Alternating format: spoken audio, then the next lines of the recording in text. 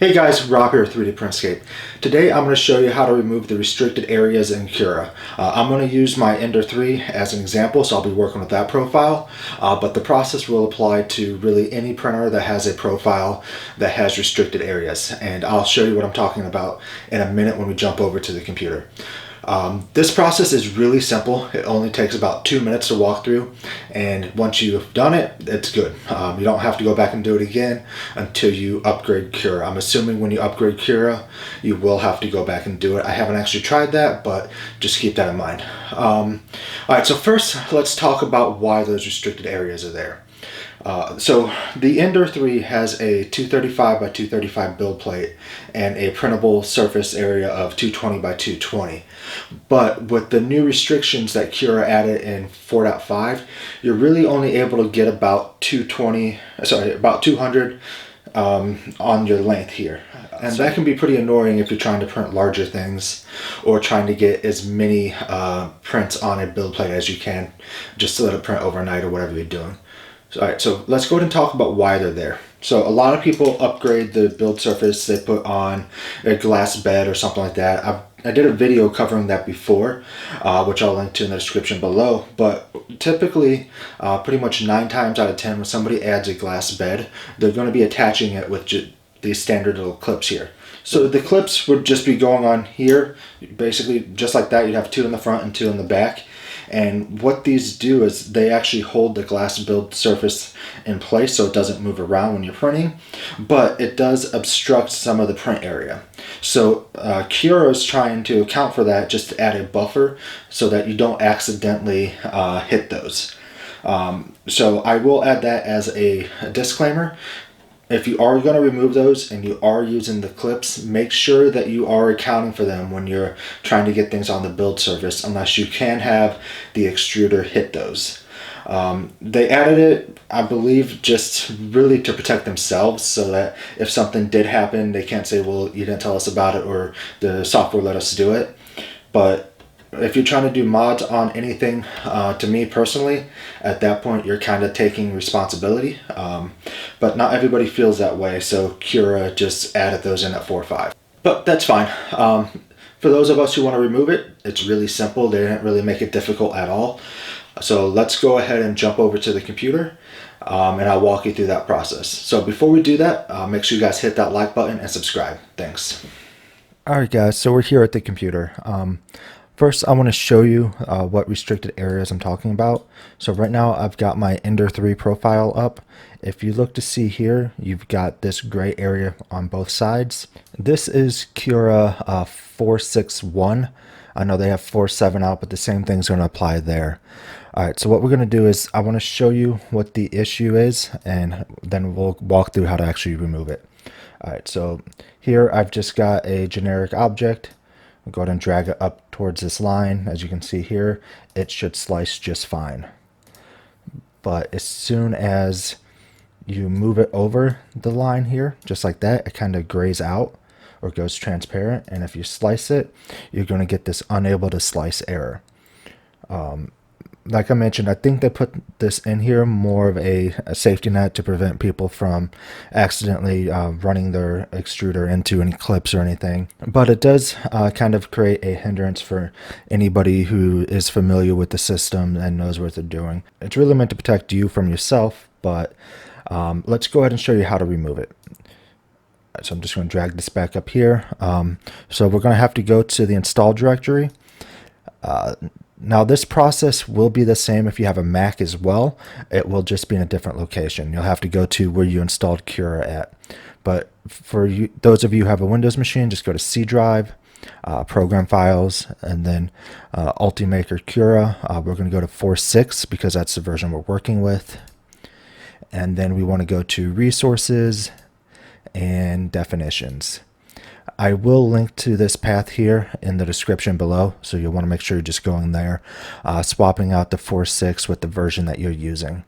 Alright, so what we want to do is we want to find the Ender 3 profile, so it'd be under Creality, I believe. Yep, Creality Ender 3. And I like to make a backup before I mess with the file, just in case I ever want to revert back to its original state. So I'll just copy it and paste. And then, as you can see here, I have a backup. So basically, if I messed up the file and I needed to revert back to it, I can just delete the one that I was working with and rename this, and then I've got the original file. All right, so let's go ahead and modify this. We want to open it with a text editor. I'm using Notepad++, but if you have Notepad, you can open it with that too. One thing to note is if you're not running as administrator, it will prompt you to switch over. Let me just close out of this really quick so I can show you that. With Notepad++, it will just go through the process for you. But if you have Notepad, it's just not going to let you save it. All right, so I'm going to open this back up. As you can see here, I'm not an administrator.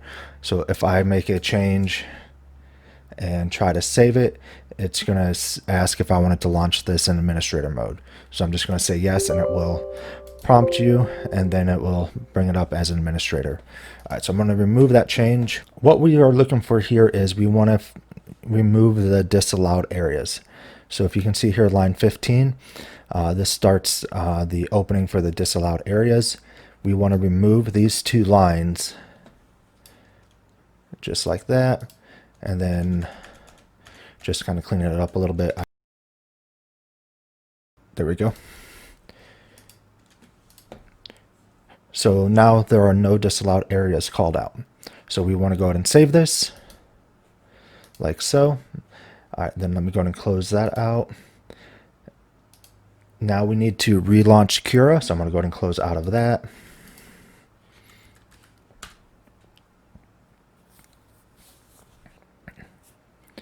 All right, and then you can see now that those gray areas or gray lines that were going across here and here are no longer there.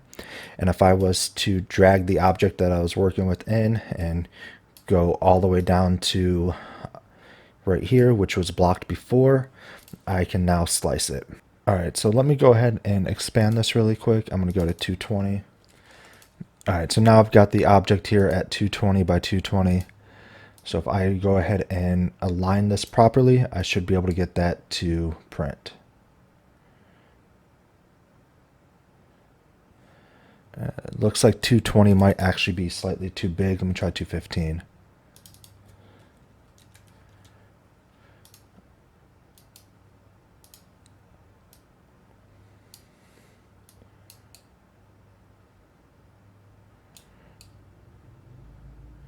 Okay, let's go ahead and try 210.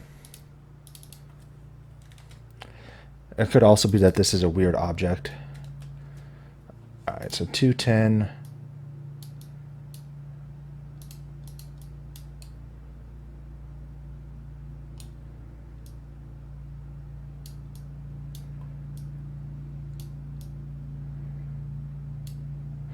All right, so 210 here is good. So I was able to get 210 by 210, even though the actual build area is 220 by 220. You might be able to stretch that a little bit more depending upon the object you're working with. As you can see, there's still some space here, but it is allowing us to use most of it. So now let me show you how to revert back to the original file, and then I'll show you the max size that we can get on that. All right. So what I'm going to do here is I'm going to delete the file that we modified, and then I'm going to go ahead and remove copy from the backup that we took. And then if we open this, you can see that it has the items, or it has the values that we deleted before in it. So now I'm going to relaunch Cura again.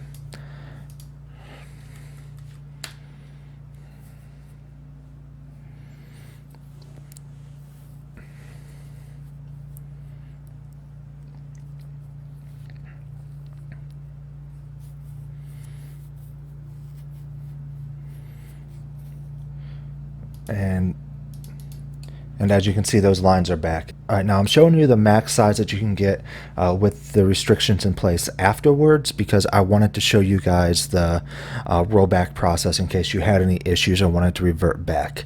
To me, I felt that that was important just in case you do have issues or you want to revert. Understanding what the actual process looked like, I think, was worth the extra minute or two on the video.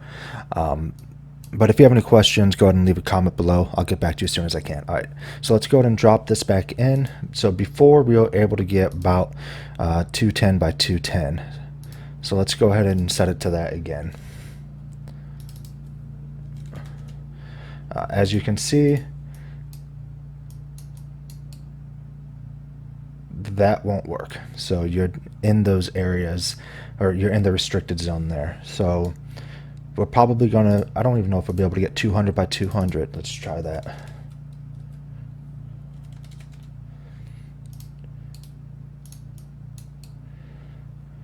Nope. All right, so let's go a little bit smaller. 195, 195. All right, let's try to move that around a little bit. I still don't think that's gonna work. All right, so let's do 190. All right, so 190 by 190 does work. You might be able to get like 191 or 192, but the 195 wouldn't work. You can see that there's a small gap here. But basically, removing those restriction zones or the disallowed zones is giving you an extra 20 by 20 to work with, which on a build plate that's only 220 by 220. That's pretty substantial. It's almost 10%. Now, I know a lot of you guys might not be printing objects this large, so you might think that it's not too important, but it's not also just about the object size. Let's say, all right, so let's say you're trying to get as many of these in here as you can on a single print, and you start moving these around just to get alignments good. Basically, if you're trying to get as many objects printed in a single job as possible, you could run into issues with this, even if you're not printing larger items. So right now, let's just copy this.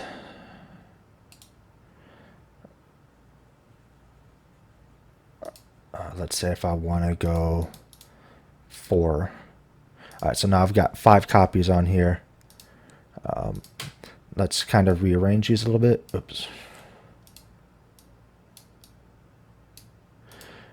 All right, so let's kind of drag these here, and then here. So in this example, I don't think we will be able to get a 4th one on this, but in some situations you might be able to. Then if you're trying to stagger them out a little bit more, like for example, if you wanted to do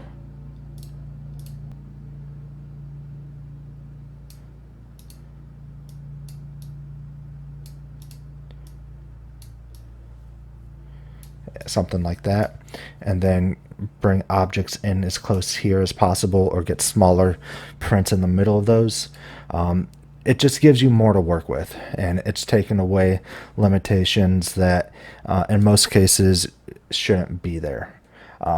Again, they're trying to protect you from yourself, just in case you do have the clips or anything here. I'm sure it was put there for a reason, but I don't like the restrictions, so I wanted to go ahead and remove it for myself and then show you guys how to do the same. If you have any questions, like I mentioned, just go ahead and leave a comment below, and I'll try to get back to you as soon as I can. Thanks. Alright guys, so that was the process to remove the restricted areas from Cura. Like I mentioned in the beginning of the video, I did use my Ender 3 as an example here, but the process does apply to any printer that is set up the same way in Cura. We just have to go into the profile and remove a couple lines, and then save it, restart Cura, and we're good to go. If you guys have any questions about the process, go ahead and leave a comment below, and I'll try to get back to you as soon as I can. Thanks.